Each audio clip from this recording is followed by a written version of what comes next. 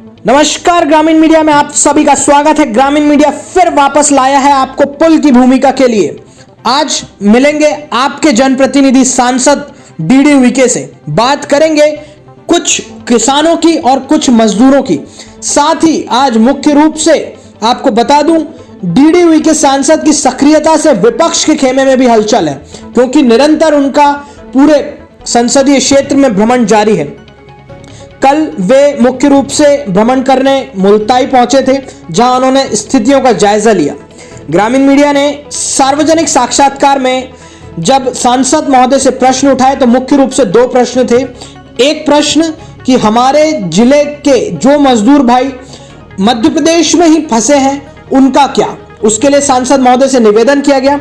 साथ ही दूसरा प्रश्न ग्रामीण मीडिया का था कि रोजगार गारंटी योजना पर कार्य चालू हो, टास्क दर में राहत मिले, भुगतान प्रक्रिया में तेजी आए, अन्यथा कोरोना आपदा में रोजगार अभाव में कहीं भुखमरी की स्थिति न पैदा हो जाए। आपको बता दूं, गर्मी का सीजन है। टास्क दर का मतलब होता है कि मजदूर कितने समय में कितनी खुदाई या कितना वर्क करता है, क्योंकि कोरोना के बाद मजदूर की स्थिति कुछ कमजोर है और ऐसी स्थिति में मजदूर को टास्क दर में राहत मिलना जरूरी है। वहीं दूसरे राज्य में जो बैतूल जिले के मजदूर फंसे हैं उनके लिए तो व्यवस्थाएं की गई, जिसको ग्रामीण मीडिया ने आप तक पहुंचाया, परंतु मध्य प्रदेश में ही जो बैतूल जिले के मजदूर फंसे हैं उनके लिए अभी भी कार्य योजना बनना बाकी है, जिस पर सांसद से ग्रामीण मीडिया की चर्चा हुई।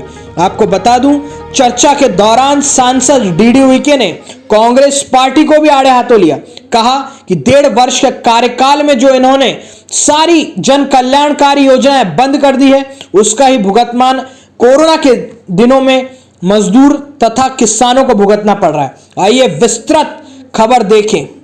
नमस्कार, ग्रामीण मीडिया में आप सभी का स्वागत है। जैसे कि पहले मैंने आपको टेलीफोनिक कन्वर्सेशन से जोड़ा था हमारे सांसद महोदय से, सीधे आज हम लाइव बात करेंगे सर से। सर, चंद क्वेश्चन है जो कृषि से संबंधित तो है, साथ में मजदूरों से संबंधित है। सर, पहला मेरा क्वेश्चन है कि अभी मध्य प्रदेश से जो बात हुई थी पहले कि मध्य प्रदेश में जो मजदूरों को लाना है तो उसके लिए अन्य राज्यों के लिए तो नंबर जारी कर दिए गए थे, परंतु मध्य प्रदेश के ही जो मजदूर हैं अंदर, उसके लिए मैं आपसे बात करना चाहूँगा। पहला क्वेश्चन बताएं सर उसके बारे में। देखिए, धीरे धीरे जो प्रदेश के अंदर जो लोग हैं जो रेड जोन में नहीं है, उनको क्या है लाने की प्रक्रिया अनवरत रूप से जारी हो गई है और सने सभी लोग अपने अपने ज़िलों में सभी लोग आ जाएंगे। दूसरा, अन्य प्रांतों में जो लोग हैं, जिला प्रशासन और वहाँ का प्रशासन, उनका समन्वय और तालमेल बना हुआ है।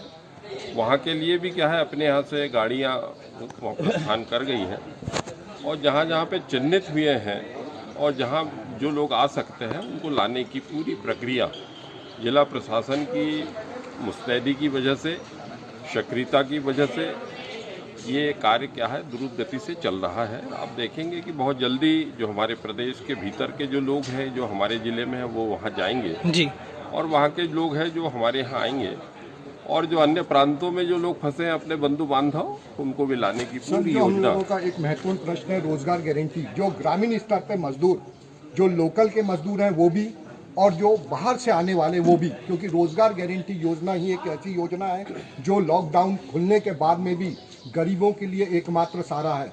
ग्रामीण मीडिया और हम लोगों ने ये सर्वे किया कि उनको व्यवहारिक दिक्कत जारी है। एक तो जारी है टैक्स दर, इतने निर्धारित काम करने पे इतना पैसा, गर्मी का समय है। दूसरा, जो आउटसाइडर मजदूर बड़ी संख्या में हमारे प्रदेश में आएगा जो अभी वापस जाने वाला नहीं है, तो भुखमरी की भी हमको लगता है कि किसी प्रकार की स्थिति उत्पन्न ना हो।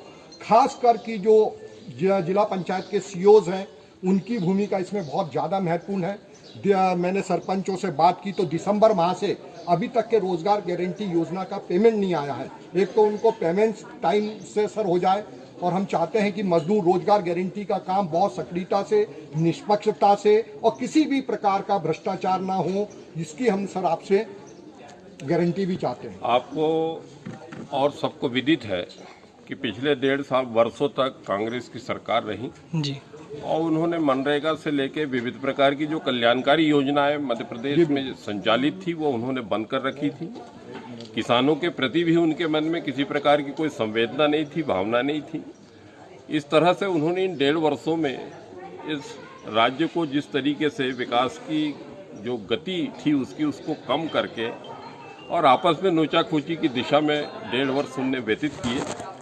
अभी सौभाग्य से ये मनरेगा के माध्यम से जो भी बंधु बांधव हमारे दूसरे प्रांतों से हमारे ज़िले में आएंगे, उसके लिए हमने एक ठोस कार्य योजना बनी हुई है कि उनको भी विधिवत जो बड़े तालाब है, छोटे तालाब है, खेतों में तालाब है, इस तरीके से जहाँ स्टॉप डैम है, इसके माध्यम से इन सब का नियोजन उन ग्राम पंचायतों में होगा और यथोचित जो 190 रुपये की जो धनराशि है उनको मजदूरी की, वो उनको बगैर भेदभाव के क्या है उनको उपलब्ध होगी।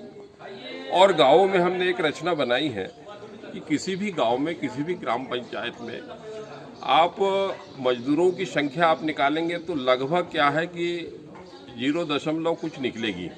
अधिकतम लोग भूमि उनके पास में है, उनके पास कुछ न कोई व्यवसाय है, तो गांव के लोग ही 10, 20, 25 का एक समूह बना के जो समृद्ध है, धन धान्य से परिपूर्ण है, वो लोग भी अपनी सामाजिक जिम्मेदारी का निर्वहन करते हुए उनके सुख दुख की वे चिंता करेंगे, उनके भोजन पानी की वे लोग भी चिंता करेंगे ग्रामीण स्तर पर भी, और ग्राम पंचायत स्तर पे भी ग्राम पंचायत को कुछ धनराशि देकर उनके चिंता के लिए उनको भी क्या है कि क्रियाशील किया गया है। और जिले का पूरा तंत्र उसके लिए सक्रिय है कि पूरे भारत में, पूरे लोकसभा क्षेत्र में कहीं भी जो मजदूर हमारा बाहर से हमारा श्रमिक बंधु वहाँ पर आया है, वो कहीं पर भी भूखा नहीं रहेगा, उसको किसी प्रकार की कोई तकलीफ नहीं होगी और वो धीरे धीरे हमारे समाज के साथ में, हमारे गांव में समरस होके वो एक व्यवस्थित और सुखी जीवन जीने की ओर वो अग्रसर होगा। सर, ये नेगेटिव पार्ट हम लोगों ने पूछा था, पॉजिटिव पार्ट ये था कि आप लोग बहुत अच्छे से कार्य कर रहे हैं, इसके लिए मैं आपको धन्यवाद देना चाहता हूं। साथ ही जो अन्य भी समस्याएं होंगी हम लोग आपसे जुड़े रहेंगे। धन्यवाद सर। ग्रामीण मीडिया की टीम ने उसी परिसर अर्थात जहां अनाज खरीदा जा रहा है उस परिसर का भ्रमण किया तो पाया कहीं ना कहीं व्यवस्थाओं की कमी है। जहां एक और शेड नहीं है जिसके कारण किसानों और मजदूरों को धूप में तपना पड़ता है, वहीं कहीं ना कहीं अन्य बेसिक सुविधाओं की भी वहां कमी नजर आई। आइए मिलते हैं किसान भाई। राम राम। किस गांव से आए हैं? कुंडई से।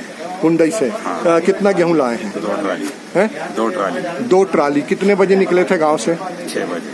6 बजे सुबह निकले थे। हाँ। यहाँ पर आप धड़ी पे बैठे हुए हैं, यहाँ कोई बैठने ठहरने की व्यवस्था? वही है, केवल पानी की है? पानी की है। अच्छा, ये गांव से दूर भी है, तो अगर आपको चाय पीना हो, कुछ खाना पीना हो तो कुछ व्यवस्था यहाँ? कुछ नहीं है ना। कब तक क्या आपको लगता है कि आपका माल तोला जाएगा? ये 4 के पहले। 4 बजेंगे, है ना। आज का दिन भर का दिन